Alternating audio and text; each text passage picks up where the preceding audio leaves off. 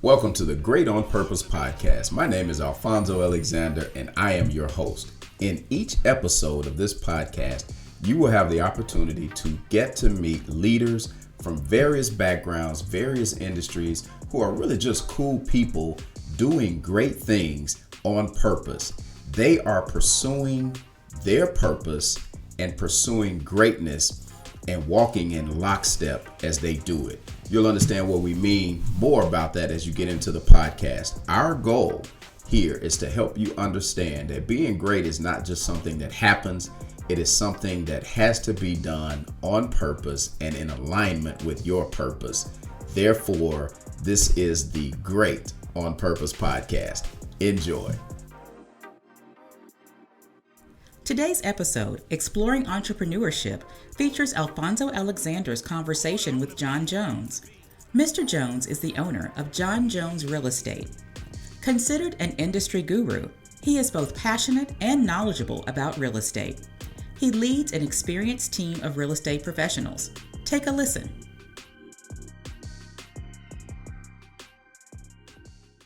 Hello, everyone. It's Alfonzo Alexander, and we are here with the Great on Purpose podcast, where we talk about things and talk to people who are great on purpose. You know, there's a lot of intentionality that's necessary if you want to achieve greatness. And so what I'm bringing to you is a collection of people who are doing great things, and they're doing it on purpose, meaning they had a plan, they had a strategy to pursue the level of greatness that they've achieved. And they understand that greatness is a journey. And so today, the soldier that we're going to talk with us on this journey for greatness has achieved many things in life, and he's got many more in front of you and you in front of him, and you'll see as we talk with him. My good friend, John Jones. John, say hello to everybody. Hello, everybody. Thank you, Alfonzo Alexander, for having me on. And I'm so glad that you're here, man. Looking forward to us spending some time talking about life, success, and all those things that go along with it. And John, I've known you for a little bit, maybe a couple of years or so.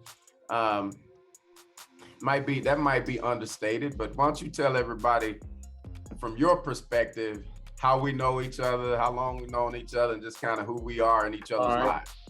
Alfonzo Alexander, I guess I first knew Alfonzo probably in grade school as we competed against each other in like rec football, but really didn't get to know Alfonzo as a friend until middle school. We went to the same middle school and we played football together. Alfonzo was always the quarterback. I was always the fat kid, trying to block. And then it's kind of interesting. We, in our hometown, which is rare, we had one big middle school that split up into two high schools. Usually you have a bunch, and now it's changed, but you have a bunch of middle schools feeding one high school or something like that. But so we ended up going to the same high school, Riverdale High School, and class of 87. And we really, I think, there became better friends and that kind of thing. And as luck would have it, we ended up signing scholarship to play at the exact same university, Tennessee Tech University. And so we played middle school, high school, and then we carried our friendship on into college. And so we were in not only, at the same school, but we were in the locker room together, going through the highs, the lows. And Alfonzo was always a leader. He's always a quarterback, switched to safety in college. But he just always had those leadership qualities and always respected him and respected what he's done in his life. And I consider him a great friend to this day. Well, John, I appreciate that, man. You're too kind, but I thank you because I know you could have shared a lot of other things, but I appreciate you. Hey, I could have shared maybe a couple things. You could have shared a lot of things. So hey, I'm smart enough to know what to say. You could give a lot more bad on me than I could you. So you don't want to get into a back and forth. I get it, man. I get it. No, but I really appreciate you being on here, man. And as you said, our friendship is almost lifelong, and I really appreciate you. And I'll tell you something, man. You are part of the reason that I have jumped into multiple times in my life and stayed into the entrepreneurial journey. And I'll tell you why. One year, you and I, this would have been summer of 1991. You and I went to summer school because we both decided we were going to go ahead and graduate early and not play football our last year of college. Wow. Injuries and all those things. And so we went to summer school. We were taking summer school classes together. I went and found me a little job somewhere, and it wasn't working out because it was at night, and I wasn't able to get my studies done and wake up in time to go to class and all that. And you started a business that summer. You were pressure washing decks and treating them and treating driveways and all that. So I had a little hourly wage at the place I was working, and you needed some help. We negotiated hourly wage for me, which I don't know what it was at the time, but I was probably making $6 an hour at the other place, and negotiated with you for $8 an hour. And I remember our first day on the job, you were doing something, and the individual gave me the money for payment. And we split the work. I'd done half the work, at least, maybe more, but at least half the work. Mm-hmm. And, I don't know, it might have been $100, but it was 2 hours worth of work. And so you paid me my $16 and you kept your 84. And I was like, hey, well, wait a minute, man. And you say, hey, man, you negotiated this. That's where you figured out leverage right there. That's right, man. And I said, well, dude, I did half the work. You said, hey, man, look, I'm the owner. You're the employee. Yeah. When you're the entrepreneur, that's where you get the real bucks. And I said that day, you know what? He's absolutely right. I quit the next day, man. Yeah. You're the only job I quit on without giving a 2 weeks notice. Yeah, man. I quit the next day and Left started my own business. Yeah. And so the first business I started was detailing cars. Yep. And matter of fact, you became one of my customers towards the end of the summer. It paid more than $6 an hour, didn't it? It did. But what's funny about that, Alfonso, is I did not even follow my own advice. That summer, we had that pressure cleaning thing. You got to remember, 91 too. It was before you could go buy a pressure washer at Home Depot for $200 or whatever, $400. These things were massive. It was on a big trailer. I think I spent $3,000 on a used one. Thing was huge. Yeah. And but I remember the money I made that summer. And so boom, we go out to the job force. I get a job with State Farm Insurance, because in our hometown where Alfonso and I grew up, it was a regional office there. And it was a very good job. I mean, it was like one of the white collar jobs in our town. There wasn't a ton of those. Mm-hmm. And everybody told you need to go apply at State Farm. So I did what everybody told me. And I went and applied, and I was fortunate enough to get a job in Chattanooga, Tennessee. And I never will forget, as a claims adjuster, I never will forget, I started out at this is 1991, $23,800. And I thought, man, this is awesome. I'm rich, right? This is great. And I remember after I get 2 checks every month, and I think after FICA, I learned who FICA was. After your taxes, I had like $890 a check, $880. Well, one check basically covered my apartment and my car payment.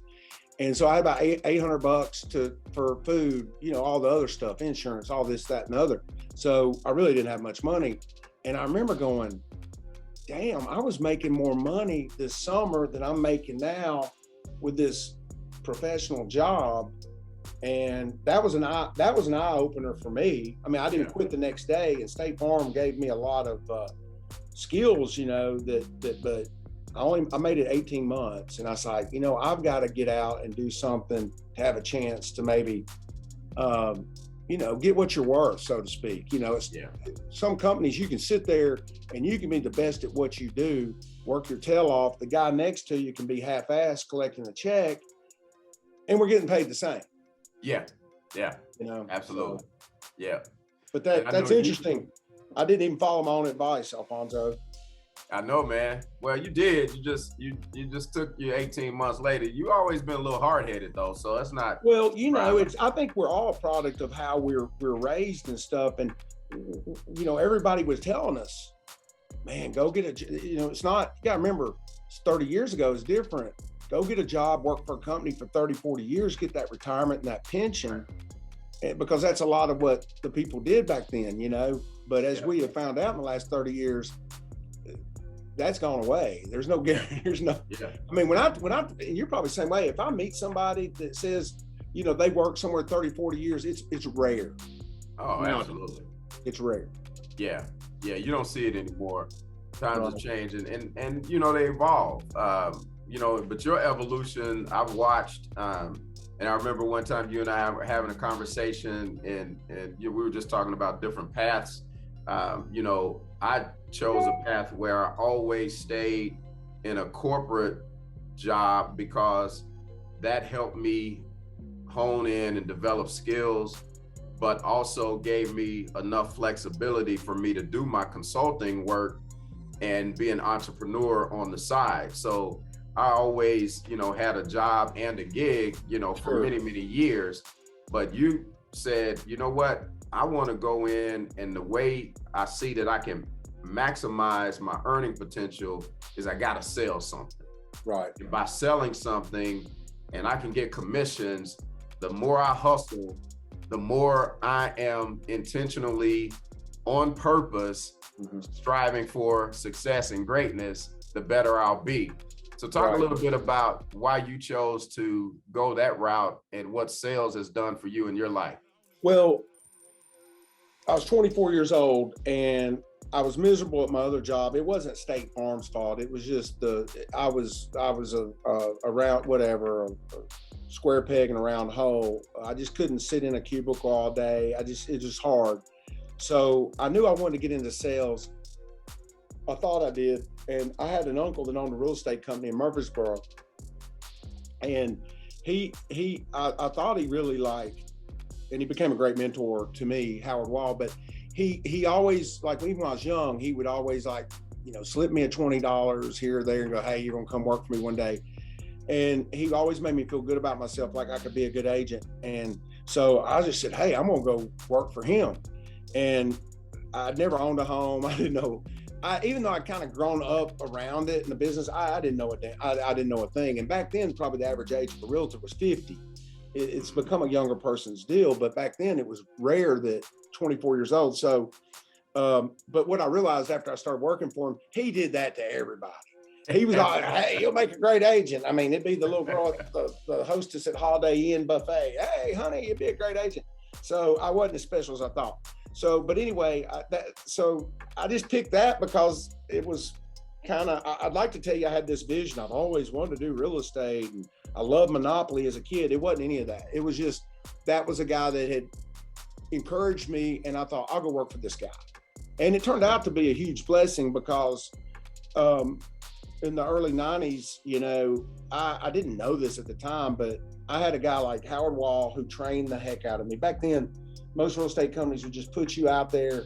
Here's a desk, here's a phone, here's a big brother, big sister to help you, and go get them, And he truly, for 90 days, he trained the hell out of me. And probably if he hadn't done that, Alfonso, I had so much fear about being young, and I don't even own a home. How in the hell is anybody gonna buy? I had a baby face, still have a baby face, had a real baby face. And so he gave me that confidence through that training. And then my office was right next door to another guy who was gravitating out of real estate into home building. He was kind of half and half at that time. John Floyd, he started Old South Homes, which has been one of the largest home builders in the state for many years. But that's back when they were probably building right at about 100 homes a year. And he was next door. And I would just ask him questions all day long. And he was nice enough to mentor me and help me understand things. But just by being around those two guys and some others, I just was put in the perfect situation to learn about development and how things work, rental properties at a young age, just things like that was just pure God ordained put me in the right spot. I didn't realize it then, but when I look back on my life, I was like, man, how lucky was I, Sure. to have those people. So anyway, I just took it and ran with it. I struggled, I just, first year, I did okay. I did okay, but like, I don't think I cashed a check for 6 months, because even in real estate, if you're fortunate enough to go sell one the first week, which you probably aren't, I mean, it could be 30, 60 days before you get paid. Well, I probably didn't write my first contract till about 4 or 5 months in. Okay. And then, so I didn't get a check until 6 months. And I remember going to my first closing, Alfonso, this is how stupid I was. I called Mike White. We went to school with Mike. Mike was the only other guy at the office that was about my age, but he'd been there just a little longer. And I said, Mike, what do I do at closing? What am I supposed to say? He goes, just shut up. Don't say anything. Let the attorney handle it. And then just don't forget your check when you leave. And literally, that's what I did. I just sat there and smiled and, acted like I knew what these numbers meant. I didn't. I couldn't understand the prorations and all that crap. And then so I struggled and kind of found a niche there in the first year selling to first-time home buyers, because that was the only class of people that didn't totally freak me out. And just every year got a little better, just, and then in the 90s, late 90s, I was probably early 20s, late 20s. I realized, man, there's got to be a better way to do this business, but I wasn't real sure. Started having kids. I was working 80 hours a week, but I really wasn't being productive. I wasn't eating well. I mean, my floorboard would be McDonald's wrappers, and I was just miserable. And I really wasn't servicing my clients that well. And I said, there's got to be a better way to do this. And ultimately, it made me seek other people outside of our market that were doing well, go visit with them, go to conferences, and try to do something different. And we started a team, which at that time, there was no teams. There was no buy. You never even heard the term buyer's agent. And so I had a lot of fear in starting that, but that's kind of when it started kind of really clicking and just, move forward till the day where we have our own company. And we've been fortunate enough to sell a lot of houses. I think we figured up the other day, been a part of over 6,000 home sales, and gotten into development and rental properties, as you well know, because we've done some business together, and just kind of kept moving through it and trying to get better and trying to put good people around me and taking a lot of bloody noses. So it's not easy, but John, you highlighted that you made an epiphany at some point when you said, man, there's got to be a better way to do this. And then you exemplified what I consider to be being great on purpose. You figured out, okay, there's a better way to do this. Now let me go learn what that is and then come back and implement it. So you took where you were trying to go, you knew that, and helped build some strategy around it. And you were intentional about executing on that strategy. And that's what makes the most sense to me when we talk about being great on purpose. Sure. It's funny you talk about on purpose. I use that term a lot with our agents when we're training. I use it. You want to be an on-purpose realtor versus an on-accident realtor. And like you said, I use that exact term. On purpose means you have a plan. There's intentionality to everything you do, and it's a process. And you call this many people a day. You stay in touch. You have 50 conversations a week with your database, sphere of influence, those kind of things. You have a plan. January the 1st, there is a plan. It's mapped out. On accident, which is probably 80% of human beings, they wake up and they kind of fall into their day. And if it's a good market in real estate, there's a lot of low-hanging fruit. They'll still survive. If they work at Nissan and there's a lot of cars being sold right then and there, they'll survive. But they're showing up for a check. Yeah. But the problem with just mediocrity or just kind of getting a check is anytime there's a blip, anytime there's a problem, and there's going to be a blip, there's going to be a problem. You're either fired or you're bankrupt or both. You know what I'm saying? Yep. Nobody, when Nissan has to back off, they're going to let the people go that are just kind of there. Right. And when you're in real estate, like through 08 and 13, I can remember a lot of successful realtors during the Great Recession that were doing a lot of business. I would call them and go, hey, I need some information on where your house is. And I remember this clearly. And they go, hey, yeah, but if you call me, I can only talk at lunch. I'll call you back. And I was like, what's up? Well, I had to take a job over here. I had to. So they basically kind of quit. They didn't like hang up their license, but they quit because all of a sudden the low hanging fruit wasn't there and they had nothing, and they didn't want to fight it out. It's easier just to say, okay, I'm gonna go over and get a job and work hard and do all that. We chose to fight it out, honestly, because I didn't have a choice. And those were tough times, man. Those were incredibly tough times, but it worked out. Yeah. So John, you mentioned that you figured out you guys have been a part of over 6,000 home sales since you've been working. Let's put that in context a little bit. The average realtor sells about how many houses a year? 7. About how many do you guys do through your team? The average realtor sells in Rutherford County, where we're from, 7 homes a year. We did 560 last year with a team of about probably 20 producing agents. Okay. So what is that? I can't do the math. Almost 30 something per. It was almost 30 deals per agent. Sure. Which is extraordinary. Yeah. But not about me, about them. But it's all about. Here's something I realized. Early in the business, they don't do this as much anymore. They would celebrate you like $1 million club. Now, granted, things were a lot cheaper back then, but literally, like, let's just say in today's world, you would get an award at your office for maybe making $50,000. Okay.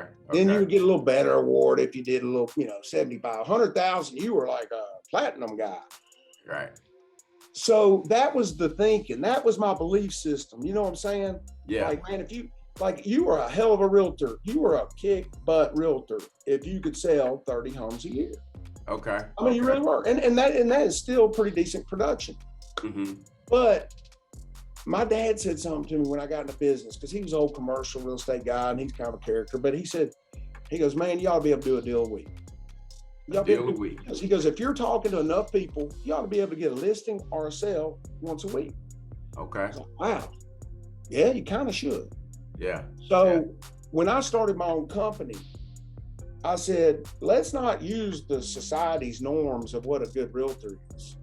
And let's say, hey, look, there's no reason every one of you in this room can't do 50 deals a year if you do these things. Yeah. And when you start thinking that way, your belief system changes. That ceiling of complexity, that you bump through it. Mm-hmm. And I used the story about the 5-minute mile. Does anybody remember? I can't remember the guy's name. That's how bad it is. But let's say his name was. We all know who broke it. Roger Bannister. Right. Everybody knows Roger. Right. He's right. First guy. But then there's some guy. Let's say his name's John Smith. I can't remember his damn name. Does anybody know who John Smith is or something? No. Well, he smashed it a week or two later. Because and then people just kept smashing it. Right. Because now the belief system, people go, oh, it can be done. It can be done. Yeah.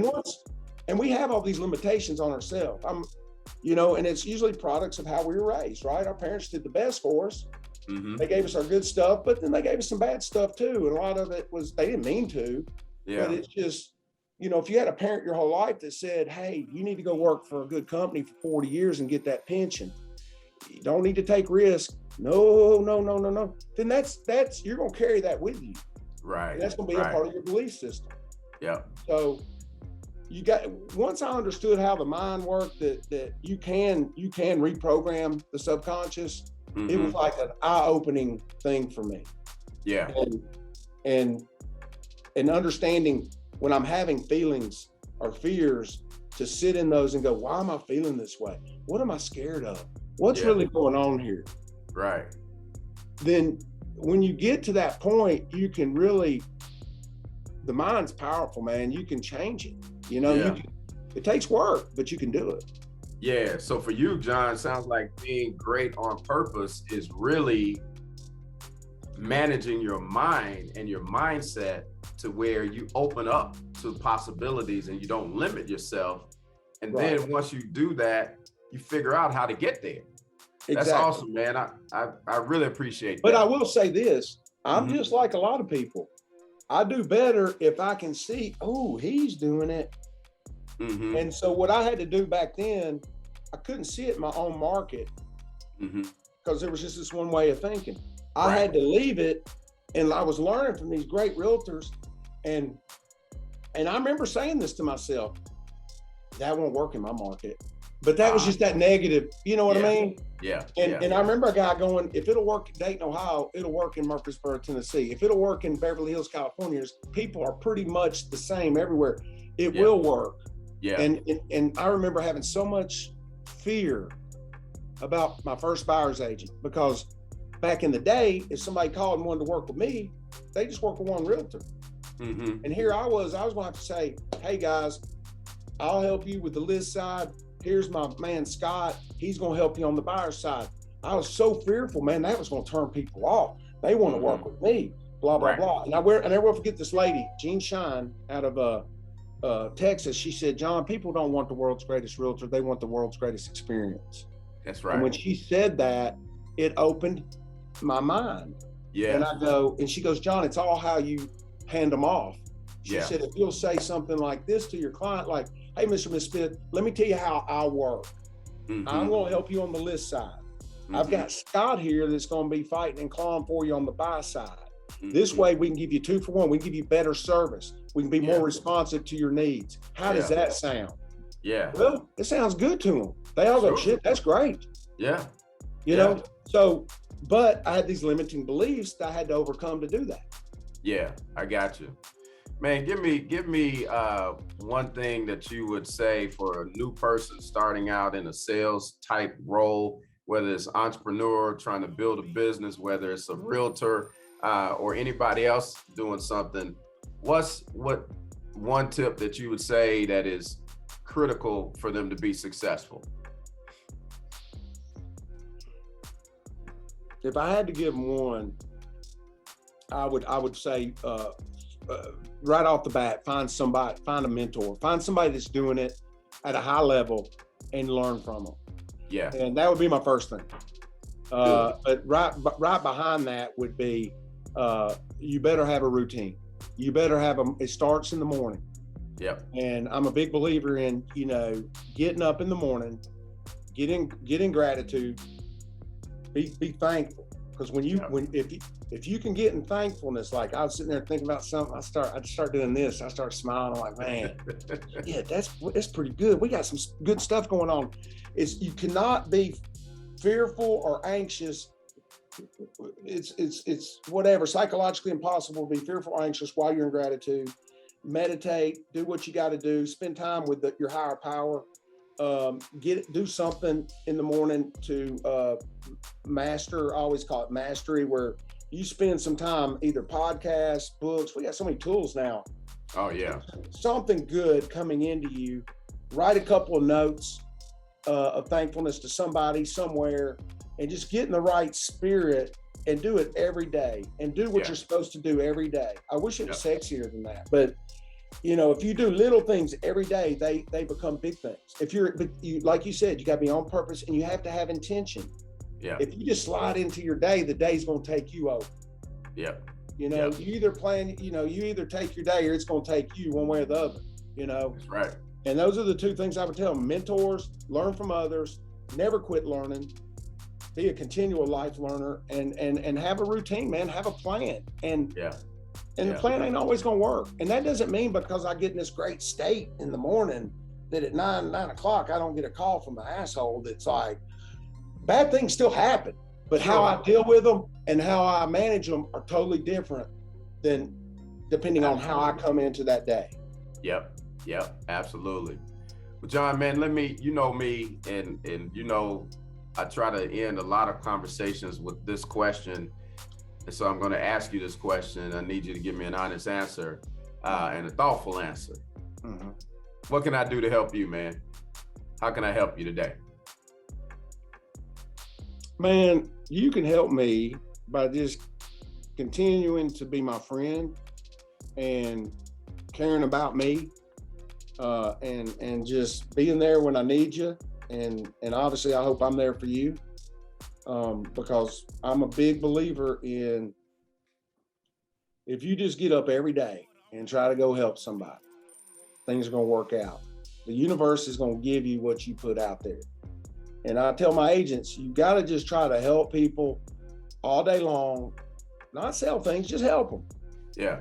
And that doesn't mean everybody you help is going to turn into it. You can't look at it as, okay, I'm going to help them, that's going to turn into money. It may not. Right. But it Right. will. Yeah. Not with them, perhaps. Yeah.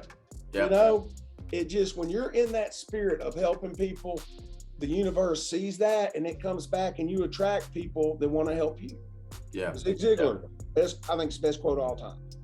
If you help enough people get what they want, then you'll get what you want. Yeah. Yeah. That's good stuff, man. So, I appreciate you. Yeah, man. Taking the time to be on here with me. Good luck with this. It's going to be great. I'm going to Thank you. Thank you for tuning in to the Great on Purpose podcast. I am Alfonzo Alexander. Please be sure to follow me on Instagram, LinkedIn, and Facebook so that you can continue to hear stories and get information that can help inspire you to be great on purpose.